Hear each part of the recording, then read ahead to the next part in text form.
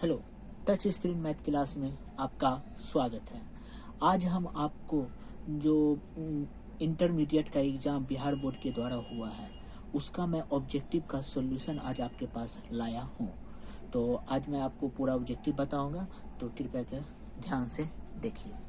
तो आपके पास पहला क्वेश्चन है cos inverse 1 minus x square बटे 1 प्लस एक्स स्क्वायर। बहुत ही इजी क्वेश्चन है। यहाँ मैंने आपको या आपने पढ़ा होगा, कोई फॉर्मूला होता है वी नो डैट, या कोई आप फॉर्मूला आप जानते होंगे 2 tan इनवर्स एक्स। इसका 3 फार्मूला होता है, लेकिन हमको कॉस में प्राप्त करना है तो कॉस इनवर्स में फार्मूला होता है 1 माइनस एक्स स्क्वायर बटे 1 प्लस एक्स स्क्वायर, जो कि ऑप्शन नंबर सी को सेटिस्फाई करता है। अगर आपको फार्मूला याद है तो आपका ये ऑप्शन नंबर सी सही है। और हम अब सेकेंड नंबर क्वेश्चन पे चलते हैं, जिसका क्वेश्चन है आपके पास 3 साइन इनवर्स एक्स बराबर व्हाट, जहाँ पे mod x is less than equal to 1/2 दिया गया। आपका पहला ऑप्शन है sine inverse 4x cube minus 3x। दूसरा ऑप्शन है sine inverse 3x plus 4x cube. तीसरा ऑप्शन है sine inverse 3x minus 4x cube. और चौथा ऑप्शन है आपका sine inverse 3x minus 4x। 3x क्यों है तो हम आपको बताते हैं साइन इनवर्स 3x का फॉर्मूला क्या होता है। 3 साइन इनवर्स x का फॉर्मूला होता है sine inverse 3x minus 4x cube. ये आपने फॉर्मूला पढ़ा होगा, जो कि आपके ऑप्शन नंबर सी को ही सेटिस्फाई करता है, इसलिए क्वेश्चन नंबर 2 का भी आंसर सी ही होगा। अब आया आपका question number 3, tan inverse minus 1/√3 बराबर आपसे पूछा जा रहा है। पहला ऑप्शन है आपके पास π/3, दूसरा ऑप्शन है π/6, तीसरा ऑप्शन है माइनस π/3 और चौथा ऑप्शन है π/6 माइनस π/6। तो सॉल्यूशन करते हैं।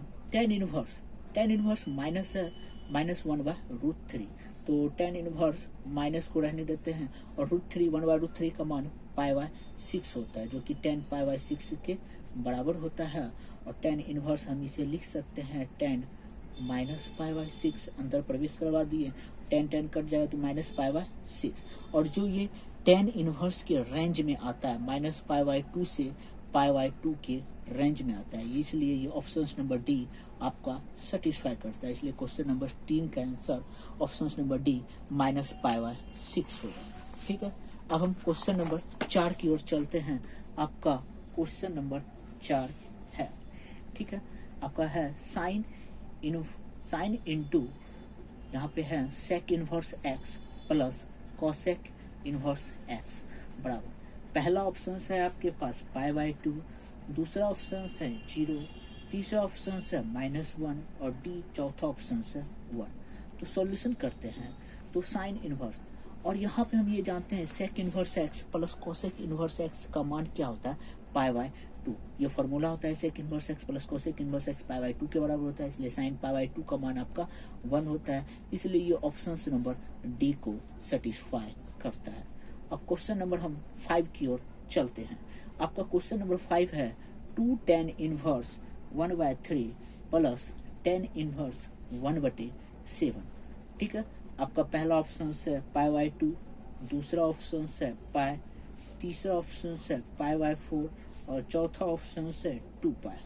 ठीक है, सॉल्यूशन करते हैं। यहाँ पे हम तो 2 tan इनवर्स है तो हम इसको tan इनवर्स में बदल देते हैं। tan इनवर्स 2x बटे 1 माइनस एक्स स्क्वायर ये कर दिए, प्लस tan इनवर्स 1/x इसे उतार दिए। 2 tan इनवर्स एक्स का फॉर्मूला होता है जो हम बदल दिए हैं, इसलिए tan इनवर्स यहाँ पे 2/3 और 3/3 9 ऊपर जाएगा, 9 में से 1 जाए 8 हम डायरेक्टली कर लिए। शॉर्ट टर्म में आपको भाग रहे हैं 1/7, क्योंकि ये ऑब्जेक्टिव है तो अब शॉर्ट टर्म में ही बनाना चाहिए। 3 है, ये 4 है, तो tan इनवर्स यहाँ पे कितना बचा आपका 3/4 प्लस tan इनवर्स 1/7। ठीक है, अब हम इसे tan inverse a plus b के फॉर्मूले पे तोड़ते हैं। tan inverse a plus b बटे 1 माइनस a इंटू बी।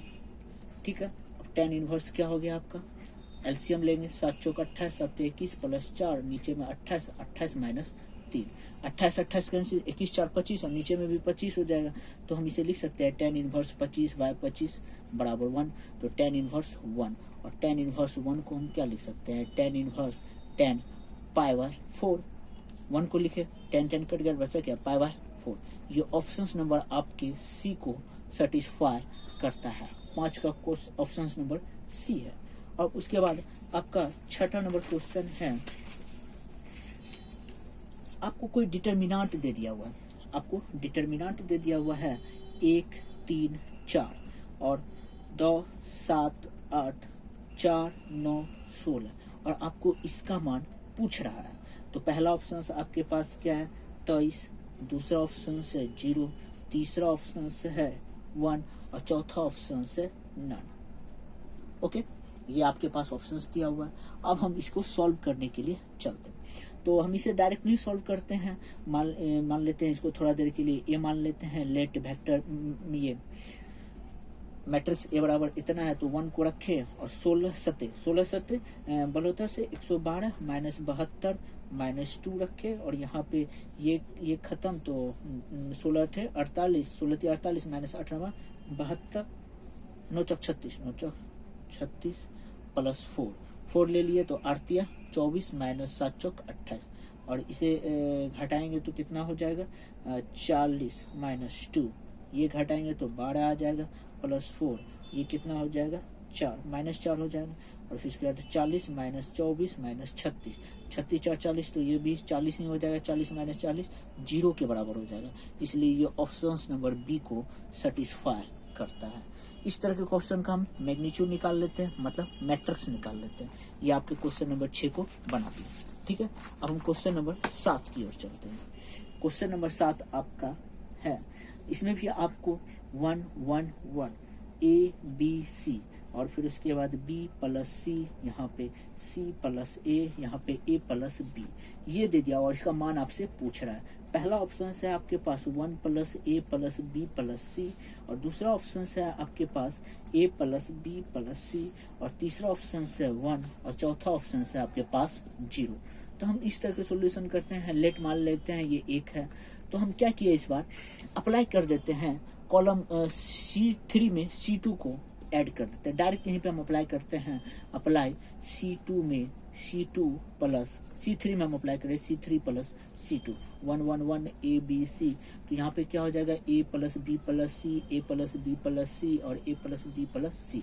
अब हम इसके नीचे में ए प्लस बी प्लस सी को क्या कर लेते हैं, कॉमन ले लेते हैं। किससे कॉमन ले लेते हैं, C3 से। तो यहाँ बचा 1 1 1 ए बी सी 1 1 1 और 2 मेरा सेम अगर कॉलम आ जाता है तो मैट्रिक्स का मान क्या होता है 0 के बराबर होता है। इतना गुना 0 इज इक्वल टू 0, इसलिए ऑप्शन नंबर ये डी को सेटिस्फाई करता है। ये 7 का आंसर डी ही होगा। और आप 8वां क्वेश्चन है, 8वां नंबर हम क्वेश्चन पे देखते हैं। 8वां नंबर हमको क्वेश्चन भी डिटर्मिनेंट में दे दिया, बहुत इजी क्वेश्चन दिया हुआ है। आप बहुत ही इजी तरीके से आप बना सकते हैं। 11 19 31 और फिर उसके बाद 13 23 37 ये दे दिया होगा। और पहला ऑप्शन से आपको -36, दूसरा ऑप्शन 36, तीसरा ऑप्शन से आपको दे दिया हुआ है 20 और चौथा ऑप्शन दे दिया हुआ है नन। तो अब हम इससे सॉल्व करते हैं। मान लेते हैं ये मैग्नीट्यूड ए के बराबर होता है और फिर उसके बाद हम सॉल्व ही कर लेते हैं डायरेक्ट। 19 गुना 37 कितना हो जाएगा 703। ये आपका मॉडल पेपर जो है ना, उसमें आपका ये क्वेश्चन सेम टू सेम पूछा था। तो ये मैंने उसी का क्वेश्चन है, तो उसी से आप बना सकते हैं आराम से। तो 13 ले लिया और ये दोनों को मल्टीपल करेंगे तो कितना हो जाएगा 527 माइनस 551। 7 से मल्टीपल किए -10 माइनस 11 इंटू -38 प्लस 13 माइनस 24। ये दोनों को मल्टीपल कर देंगे तो -70 प्लस 418 माइनस 312, इससे मेरा 36 आ जाएगा। ये आपको ऑप्शन नंबर बी को सेटिस्फाई करता है। 8 का ऑप्शन नंबर बी सही आपका उत्तर है। अगर आप लोगों ने बनाया है तो आपका आंसर सही है। अब क्वेश्चन नंबर 9 है, जो इसमें हमें लगता है कि बहुत सारे विद्यार्थी गलत कर सकते हैं, हमें जैसा लगता है। आप सही किए हैं तो वो भी बहुत अच्छी बात है। देन ए क्यूब का आपसे मान पूछ रहा है। ये पहला ऑप्शन से मेरे पास 3a, दूसरा ऑप्शन से 4a और तीसरा ऑप्शन से है 2a और चौथा ऑप्शन से नन। ठीक है। तो हम पहले ए स्क्वायर कर लेते हैं, a square minus one minus one minus one, ये 1 के बराबर है, या 1 है, और फिर उसके बाद मल्टीपल करते हैं 1 माइनस वन माइनस वन 1, और ये दोनों को मल्टीपल करने पर क्या आ जाएगा 2 माइनस टू और 2, ठीक है। अब हम ए क्यूब करते हैं, ए क्यूब का क्या हो जाएगा ए स्क्वायर माइनस टू, मतलब ये मल्टीपल। अब हम करते हैं 1 माइनस वन 1, और ये दोनों को सॉल्व करते हैं तो ऊपर में आ जाता है क्या 4 माइनस फोर 4 माइनस 4 और 4, और इसे हम लिख सकते हैं 4 कॉमन लेके 1 माइनस वन 1, और ये किसके बराबर होता है 4a के बराबर होता है, जो कि ऑप्शन नंबर बी को सेटिस्फाई करता है। और आप लोग हो सकता है आप 3a माने हो, अगर आप b माने हैं तो वो भी सही, वो सही है, और आपका आंसर ऑप्शन नंबर बी सही है 4a। ओके, अब हम आपको क्वेश्चन नंबर 10 की ओर ले चलते हैं। आपका क्वेश्चन नंबर 10 है, कोई मैट्रिक्स है हम मेरे पास, यहाँ पे है AHG, फिर उसके बाद HG BF FC, ये आपको दे दिया हुआ है, और आपको बोल रहा है ये सिमेट्रिक है, SYMMETRIC सिमेट्रिक मैट्रिक्स नहीं, आपका पहला ऑप्शन स्क्यू सिमेट्रिक मैट्रिक्स है, SKEW स्क्यू सिमेट्रिक मैट्रिक्स है, और दूसरा मैट्रिक्स आपको दे दिया हुआ है सिमेट्रिक मैट्रिक्स, मतलब सममित अवयव और विषम सममित अवयव, ये विषम सममित है, ये सममित अवयव है। ऑप्शन नंबर सी है आपका यूनिट मैट्रिक्स, ये तो आपको यूनिट मैट्रिक्स दिख नहीं रहा है, इसलिए हम इसे ऑप्शन नंबर सी तो यहीं से कट कर देंगे। और चौथा है आपका नन ऑफ दीज। देखते हैं ये क्या है, लेट मान लेते हैं हम इसे ए के बराबर है, और ये ए मैट्रिक्स है, तो मैट्रिक्स AHG ZHBF और GFC, और ए डैश करने पर हम पाते हैं कि ये मेरा वही आ जाता है AHG HBF और GFC। तो हम जानते हैं A इज इक्वल टू जब ए डैश होता है तो वो क्या होता है सिमेट्रिक मैट्रिक्स, मतलब सममित अवयव को सेटिस्फाई करता है। तो ये आपका सिमेट्रिक मैट्रिक्स है, ये ऑप्शन नंबर डी आपका बी आपका सही उत्तर, ऑप्शन नंबर बी आपका सही उत्तर है, ठीक है। अब हम क्वेश्चन नंबर 11 की ओर चलते हैं। आपके पास कोई डिफरेंशियल इक्वेशन दिया हुआ और उसे सॉल्व करने के लिए बोल दिया। डिफरेंशियल इक्वेशन है x dy plus y dx is equal to 0। आपके पास पहला ऑप्शन है x square by 2 plus y square by 2 is equal to 1। दूसरा ऑप्शन है x square by 2 minus y square by 2 is equal to 1। तीसरा option है x into y is equal to k, और चौथा ऑप्शन है none of these, ठीक है। ये आपको डिफरेंशियल इक्वेशन दे दिया और बोल रहा है आपको सॉल्व करने। तो हम इस तरह के सॉल्यूशन का क्या करते हैं, x plus y plus d x is equal to 0 मानते हैं, और एक टर्म को उधर भेज देते हैं, और x के टर्म को एक साथ करते हैं, y के टर्म को एक साथ करते हैं। ये y का टर्म है तो हम इसे इधर भेज दें y dx, और x के टर्म है यहाँ पे हम x का टर्म लिख दिए, और दोनों तरफ इंटीग्रेटिंग का चिन्ह लगाए। तो हम यहाँ पे log y बराबर is equal to minus log x, और एक कांस्टेंट अपने मन से log के मानते हैं, और ये log y plus log x, minus का टर्म है इधर आ जाएगा तो आपका प्लस हो जाएगा is equal to log k. Plus में दोनों मल्टीपल में आ जाता है, log y into x is equal to k, आप जानते हो फॉर्मूला, और यहाँ पे log के log कैंसिल हो गया, इसलिए y into x is equal to k, जिसको हम ऑप्शन नंबर सी में देख रहे हैं, x इंटू वाई या y इंटू एक्स, ये ऑप्शन नंबर सी आपका सही उत्तर है। 11 का आंसर सी आपका सही है। अब 11 के बाद 12 नंबर क्वेश्चन पे चलते हैं। ओके, आपका 12 नंबर क्वेश्चन है, 12 नंबर क्वेश्चन क्या है आपका, जस्ट इसी जैसा सेम सवाल है, केवल क्वेश्चन को घुमा दिया। y dx minus x d y बटे y square is equal to 0 ये दे दिया हुआ है, और पहला ऑप्शन दे दिया हुआ है y बटे एक्स इज इक्वल टू के, दूसरा ऑप्शन दे दिया हुआ है x बटे y square is equal to k, और तीसरा ऑप्शन दे दिया हुआ है x बटे y is equal to k, और चौथा ऑप्शन दे दिया है आपको नन ऑफ दीज। ये आपको 4 ऑप्शंस दे दिया हुआ। अब हम क्या करते हैं सॉल्यूशन, तो ये माइनस वाई स्क्वायर है तो उधर जाएगा तो 0 ही हो जाएगा, तो बचा क्या y dx minus x d y is equal to 0। तो y dx और ये प्लस माइनस है तो उस साइड में भेज देंगे तो प्लस हो जाएगा, और x के टर्म को एक साथ कर देते हैं, तो dx बटे x is equal to dy बटे y। दोनों तरफ हम इंटीग्रेटिंग का चिन्ह लगाए तो क्या हो जाएगा log x is equal to log y, plus यहाँ पे हम log c कोई कांस्टेंट टर्म दे देते हैं। अब यहाँ पे हम लिख सकते हैं log x minus log y, plus था तो इधर आ जाएगा तो माइनस आ जाएगा, और यहाँ पे लॉग सी आपका कांस्टेंट टर्म रह जाएगा, और माइनस में क्या हो जाता है आपका बटे में आ जाता है, is equal to log c, log log cancel, इसलिए एक्स बटे वाई इज इक्वल टू, अब सी कीजिए या के कीजिए, ऑप्शंस के अनुसार अगर के है तो हम के ही मान लेते हैं, तो एक्स बटे वाई इज इक्वल टू के, जो कि ऑप्शंस नंबर सी को सेटिस्फाई करता है। ऑप्शन नंबर सी आपका कंप्लीट हो गया। और 12, अब हम क्वेश्चन नंबर 13 पे चलते हैं। आपके पास कोई दिया हुआ है डी वाई बटे डी एक्स, डिफरेंशियल इक्वेशन दिया हुआ है, p y is equal to q, आपको इंटीग्रेटिंग फैक्टर पूछ रहा है, इंटीग्रेटिंग फैक्टर बराबर व्हाट। पहला ऑप्शन से e to the power q d x, दूसरा ऑप्शन से e to the power p d y, और तीसरा ऑप्शन से e to the power p d x, और चौथा ऑप्शन से e to the power q D y. और ये फॉर्मूला होता है, और इंटीग्रेटिंग फैक्टर अगर डी वाई बटे डी एक्स है तो e to the power p d x के बराबर होता है। ये आपके ऑप्शंस नंबर सी को, जो यहाँ पे सी ऑप्शंस नंबर सी को सेटिस्फाई करता है। ये ए, ये बी, ये सी और ये डी ऑप्शंस नंबर सी को सेटिस्फाई करता है। अब 14 नंबर क्वेश्चन है आपका, वेक्टर जे डॉट वेक्टर के क्रॉस आई। ठीक है, तो पहला ऑप्शन है आपका 0, दूसरा ऑप्शन है 1, तीसरा ऑप्शन है -1 और चौथा ऑप्शन है जे। तो पहला ऑप्शन से अब हम यहाँ पे सॉल्यूशन करते हैं। के क्रॉस आई, के क्रॉस आई आपका जे के बराबर होता है, और जे डॉट जे आपका 1 हो जाता है, इसलिए ये ऑप्शन नंबर बी को सेटिस्फाई करेगा। के क्रॉस आई जे के बराबर होता है और जे डॉट जे 1 के बराबर होता है, इसलिए ऑप्शन नंबर बी आपका सही उत्तर है। 14 के बाद हम 15 नंबर क्वेश्चन देखते हैं। 15 नंबर आपका क्वेश्चन है, ये शायद थोड़ा सा लेवल इसका हाई था, एक्स वाई जेड अगर आपका क्लोज में रहता है तो इस तरह का ऑप्शन आपका ऑप्शन दिया हुआ है एक्स वाई जेड। ओके, दूसरा ऑप्शन है आपके पास वाई एक्स जेड, तीसरा ऑप्शन है आपके पास एक्स जेड वाई, और चौथा जो डी ऑप्शन है वो आपके पास है जेड एक्स वाई। तो ये आपका लेवल थोड़ा हाई है, इसलिए ये आप ग्रेजुएशन का कुछ क्वेश्चन है, या फिर हो सकता है हायर में आपका ये क्वेश्चन आ जाए।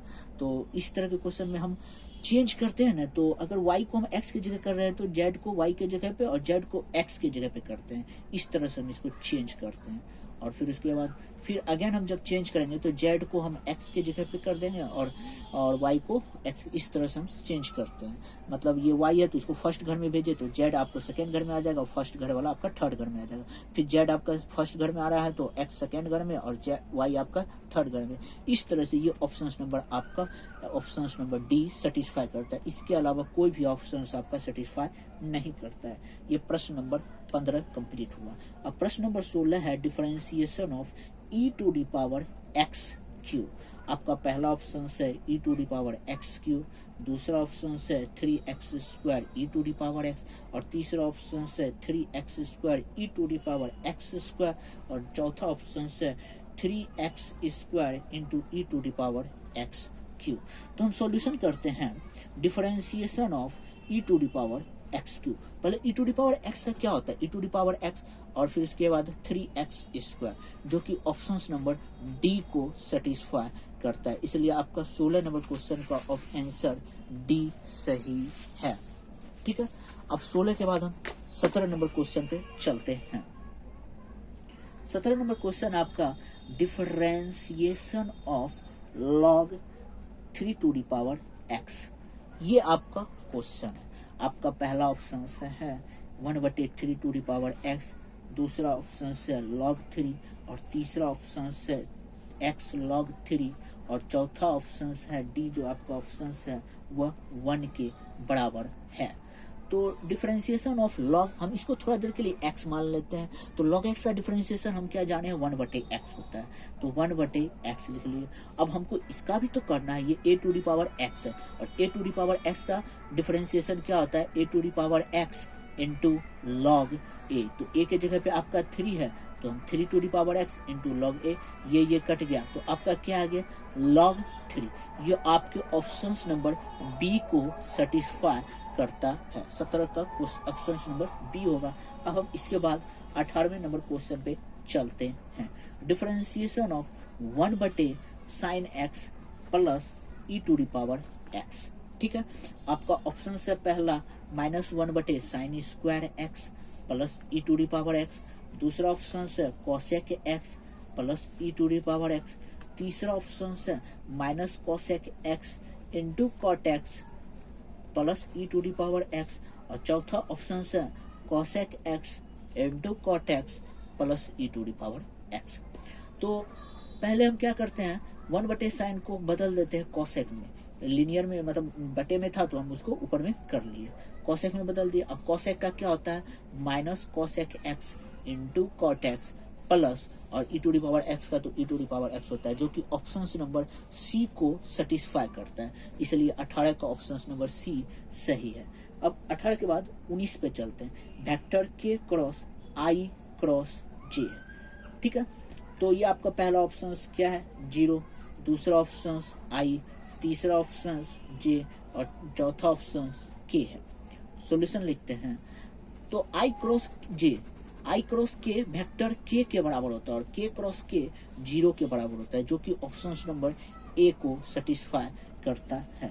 अब हम क्वेश्चन नंबर 20 पर चलते हैं। आपका 20 नंबर क्वेश्चन है integration of log 2x dx।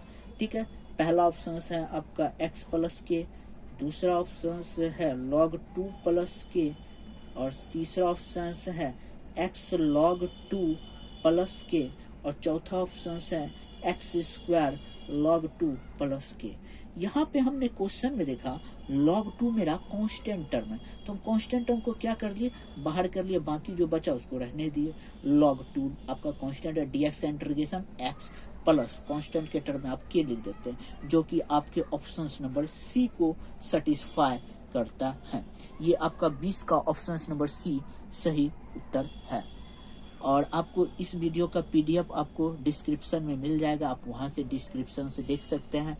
आपको सारा ऑब्जेक्टिव आपसे ए मिल जाएगा और 1 से 20 तक आगे की वीडियो आपको जल्द ही दिया जाएगा। अगर वीडियो पसंद आए तो प्लीज़ लाइक कीजिए, शेयर कीजिए और सब्सक्राइब कीजिए। Thank you.